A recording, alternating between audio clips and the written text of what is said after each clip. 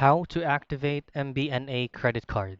The first things first is just pull up any preferred browser that you want, and then all you have to do from your search bar is just type in mbna.co.uk.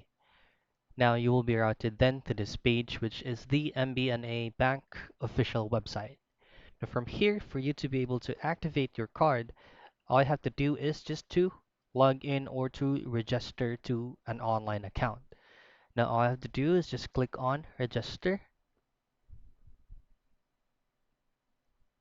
There you go. So as what you can see, you can register with a credit card or an existing loan. Now, if you've got one more than one account, you can use any of them to get started, and then you will be able to see them all when you logged in. So just click on register here, and then all I have to do is just input the general information here. So your first name, your last name, your date of birth, your active email address, and then you just have to reconfirm your email. And then here, do you live in the UK? You can simply type in a yes or no, and then put up your postcode and select if you're registering for a credit card or for a loan account.